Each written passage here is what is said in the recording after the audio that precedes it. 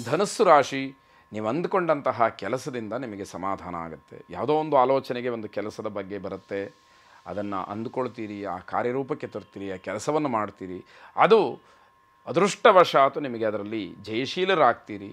ನಿಮಗೆ ಏನೋ ಒಂದು ರೀತಿಯ ಸಂಭ್ರಮ, ಸಂತೋಷ, ನಿಮ್ಮ ಮನಸ್ಸಿಗೆ ಆನಂದವಾಗ್ತಕ್ಕಂಥದ್ದು. ಮನೆಯಲ್ಲಿ ಜಗಳ ಆಡೋದಕ್ಕೆ ಕಾರಣ ಆಗಬೇಡಿ. ನೀವಾಡುವಂತಹ ಮಾತು, ನಿಮ್ಮ ನಡವಳಿಕೆಯಿಂದ ಮನೆಯಲ್ಲಿ ಜಗಳಕ್ಕೆ ಅವಕಾಶ ಇದೆ, ಅದಕ್ಕೆ ನೀವೇ ಕಾರಣ ಅನ್ನುವಂಥದ್ದು ಬೇಡ. ಆ ರೀತಿ ಜಗಳವನ್ನು ತಪ್ಪಿಸಬೇಕು ಅಂತಕ್ಕಂಥದ್ದು.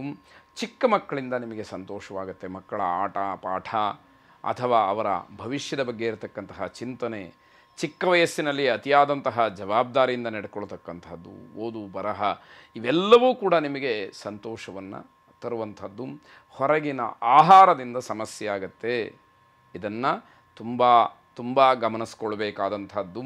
ಸಹೋದರ ವರ್ಗದವರು ನಿಮ್ಮನ್ನು ಸಹಾಯ ಕೇಳ್ತಾರೆ. ಅಣ್ಣ ತಮ್ಮ, ಅಕ್ಕ ತಂಗಿಯರು ಹಣದ ವಿಚಾರವಾಗೋ, ವಸ್ತುವಿನ ವಿಚಾರವಾಗೋ, ಒಡವೆಯ ವಿಚಾರವಾಗೋ ನಿಮ್ಮನ್ನು ಸಹಾಯ ಕೇಳ್ತಾರೆ. ಆದರೆ ನಿಮ್ಮ ಯೋಗ್ಯತೆಗನುಸಾರವಾಗಿ ಸಹಾಯವನ್ನು ಮಾಡಿ, ಸಹಾಯ ಮಾಡಿದ್ದಕ್ಕೆ ಮತ್ತೇನನ್ನು ನಿರೀಕ್ಷೆ ಮಾಡಬೇಡಿ. ಅಥವಾ ಸಾಲದ ರೂಪದಲ್ಲಿ ಏನನ್ನೋ ಕೊಟ್ಟು ಸಿಗಹಾಕೊಳ್ತಕ್ಕಂತಹ ಕೆಲಸವೂ ಕೂಡ ಬೇಡ ಅಂತ ಅರ್ಥ. ಯಾರಿಗೂ ಕೂಡ ನಿಮ್ಮ ಸಲಹೆಯನ್ನು ಕೊಡಲಿಕ್ಕೆ ಹೋಗಬೇಡಿ, ಅದು ನಿಮಗೇ ಒಳ್ಳೆಯದು. ಉಚಿತವಾದಂತಹ ಸಲಹೆಗೆ ಬೆಲೆ ಕಡಿಮೆ. ನಿಮ್ಮಿಂದ ಸಲಹೆಯನ್ನು ಪಡ್ಕೊಂಡು ನಿಮ್ಮನ್ನೇ ನಿಷ್ಠುರ ಮಾಡ್ತಕ್ಕಂತಹ ಸಾಧ್ಯತೆಗಳೂ ಹೆಚ್ಚಾಗಿ ಇರೋದರಿಂದ ಆ ರೀತಿಯ ಉಚಿತವಾದ ಸಲಹೆ ಬೇಡವೇ ಬೇಡ ಅಂತಕ್ಕಂಥದ್ದು ಅರ್ಥ. ಲಲಿತಾ ಪರಮೇಶ್ವರಿನ ವಿಶೇಷವಾಗಿ ಪ್ರಾರ್ಥನೆ ಮಾಡಿ, ಆರಾಧನೆ ಮಾಡಿ. ಶುಭವಾಗಿ. ಮಕರ ರಾಶಿ, ನಿಮ್ಮ ಆರೋಗ್ಯದ ಬಗ್ಗೆ ಹೆಚ್ಚು ಗಮನ ಕೊಡಿ. ಒತ್ತಡದಿಂದ ಆರೋಗ್ಯದಲ್ಲಿ ವ್ಯತ್ಯಯವನ್ನು ಮಾಡಿಕೊಂಡಿದ್ದೀರಿ. ಅತಿಯಾದಂತಹ ಪ್ರಯಾಣ, ಪ್ರವಾಸ ಅಥವಾ ಮಾನಸಿಕವಾದಂತಹ ಒತ್ತಡ, ಅಸಮಾಧಾನ ಇವೆಲ್ಲವೂ ಕೂಡ ನಿಮಗೆ ಸೇರಿ ಆರೋಗ್ಯದ ಮೇಲೆ ದೊಡ್ಡ ಪರಿಣಾಮವನ್ನು, ದುಷ್ಪರಿಣಾಮವನ್ನು ಬೀರ್ತಾ ಇದೆ.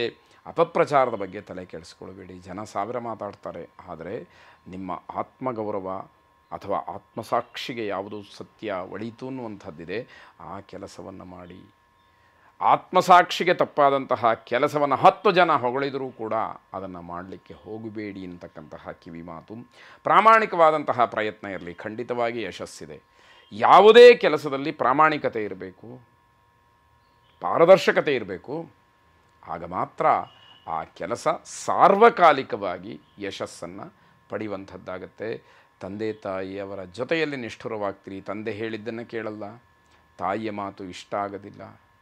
ನಿಮ್ಮದೇ ಆದಂತಹ ಧೋರಣೆ, ನಿಮ್ಮದೇ ಆದಂತಹ ವಾದ, ಇದರಿಂದ ದೊಡ್ಡವರ ಜೊತೆಯಲ್ಲಿ ನಿಷ್ಠುರವಾಗಬೇಕಾದಂತಹ ಅನಿವಾರ್ಯತೆ ನಿಮಗೆ ಒದಗಿ ಬರುತ್ತೆ.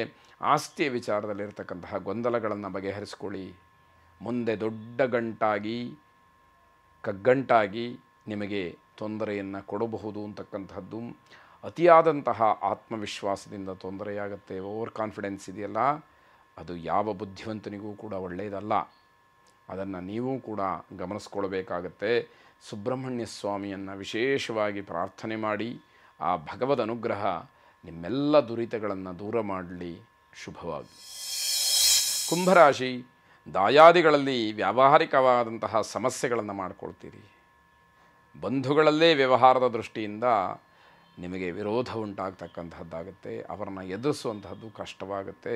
ಒಂದು ವೇಳೆ ಹಾಗೆ ಗೆದ್ದರೂ ಕೂಡ ಅವರನ್ನು ನಿಷ್ಠುರ ಮಾಡಿಕೊಳ್ಬೇಕಾಗತ್ತೆ. ಅವರೇ ಶತ್ರುಗಳಾಗಿ ಪರಿವರ್ತನೆಯಾಗ್ತಾರೆ ಅಂತಕ್ಕಂಥದ್ದು.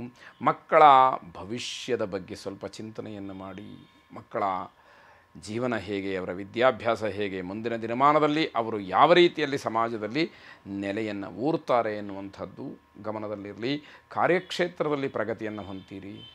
ಅದು ನಿಮ್ಮ ವೈಯಕ್ತಿಕವಾದಂತಹ ಒಂದು ಅಭ್ಯುದಯ ಅಂತ ಹೇಳಿ ಭಾವಿಸಬೇಕು. ರಾಜಕಾರಣಿಗಳಿಗೆ ಸಮಸ್ಯೆ ಆಗುತ್ತೆ. ರಾಜಕೀಯ ವಿಚಾರದಲ್ಲಿ ದೊಡ್ಡ ಮಟ್ಟಿನ ಸಮಸ್ಯೆಯನ್ನು ಎದುರಿಸಬೇಕಾದಂತಹ ದಿವಸವಾಗುತ್ತೆ. ಮಾತೆಯರು ವಸ್ತ್ರಾಭರಣ ಖರೀದಿ ಮಾಡೋದರಿಂದ ಖುಷಿಯನ್ನು ತಂದುಕೊಳ್ತೀರಿ. ಏನೋ ನಿಮಗೆ ಇಷ್ಟವಾದಂತಹ ಆಭರಣಗಳನ್ನು, ವಸ್ತ್ರಗಳನ್ನು ಕೊಂಡುಕೊಳ್ಳೋದ್ರಿಂದ ಮನಸ್ಸಿಗೆ ಸಮಾಧಾನ ತಾತ್ಕಾಲಿಕವಾದರೂ ಕೂಡ ನಿಮಗೆ ಆಗುತ್ತೆ ಎನ್ನುವಂಥದ್ದು. ತಂದೆಯವರಿಗೆ ಅಪಘಾತವಾಗ್ತಕ್ಕಂಥದ್ದು, ಆಘಾತವಾಗುವಂತಹ ಸಂಭವಗಳು ಹೆಚ್ಚಾಗಿದೆ. ಅದನ್ನು ಸರಿಯಾಗಿ ಗಮನಿಸ್ಕೊಳ್ಬೇಕಾದಂಥದ್ದು. ಅಯ್ಯಪ್ಪ ಸ್ವಾಮಿಯನ್ನು ವಿಶೇಷವಾಗಿ ಪ್ರಾರ್ಥನೆ ಮಾಡಿ. ಶುಭವಾಗಿ. ಕೊನೆಯದಾಗಿ ಮೀನರಾಶಿ, ಬಂಧುಗಳನ್ನು ಭೇಟಿ ಮಾಡೋದರಿಂದ ವಿಶೇಷವಾದಂತಹ ಸಂತೋಷ ಸಿಕ್ಕತ್ತೆ. ಬಂಧುಗಳಲ್ಲಿ ನಿಮ್ಮ ಸಾಧನೆಯ ಬಗ್ಗೆ, ನಿಮ್ಮ ಅಭಿಪ್ರಾಯದ ಬಗ್ಗೆ, ನಿಮ್ಮ ಯೋಜನೆಗಳ ಬಗ್ಗೆ ವಿಷಯವನ್ನು ಹಂಚಿಕೊಳ್ತೀರಿ. ಇಲ್ಲಿಯವರೆಗೆ ನೀವು ಗಳಿಸಿದ್ದನ್ನು ಪಡೆದದ್ದನ್ನು ಹೇಳ್ಕೊಳ್ತೀರಿ, ಸಂತೋಷವಾಗತ್ತೆ. ಆರೋಗ್ಯದ ಬಗ್ಗೆ ಕಾಳಜಿಯನ್ನು ವಹಿಸಿ. ಆರೋಗ್ಯದಲ್ಲಿ ವಾತಾವರಣಕ್ಕನುಗುಣವಾಗಿ ಆ ಒಂದು ಕಾಲೋಚಿತವಾದಂತಹ ಶರೀರದ ಸಮಸ್ಯೆ ನಿಮಗೆ ಕಾಡ್ತಕ್ಕಂಥದ್ದಿದೆ. ಸಹೋದರರ ವಿಚಾರದಲ್ಲಿ ಅಸಮಾಧಾನ, ಅಣ್ಣ ತಮ್ಮ ಅಕ್ಕ ತಂಗಿಯ ವಿಷಯಕ್ಕೆ ಬಂದರೆ ಏನೋ ಒಂದು ರೀತಿಯಲ್ಲಿ ಹೊಂದಾಣಿಕೆ ಆಗ್ತಾಯಿಲ್ಲ, ಮಾತುಕತೆಗಳು ಬೇರೆ ಬೇರೆ ಆಗ್ತಾ ಇದೆ, ಅಸಮಾಧಾನ ಇದೆ, ಒಗ್ಗಟ್ಟಿನಿಂದ ಯಾವ ಕೆಲಸವನ್ನೂ ಮಾಡೋಕ್ಕಾಗ್ತಾ ಇಲ್ಲ, ಕುಟುಂಬದಲ್ಲಿ ಇದೇ ದೊಡ್ಡ ದೌರ್ಬಲ್ಯವಾಗಿ ಪರಿಣಮಿಸ್ತಾ ಇದೆ. ಇದೆಲ್ಲವನ್ನು ಗಮನಿಸ್ಕೊಳ್ಬೇಕಾಗುತ್ತೆ.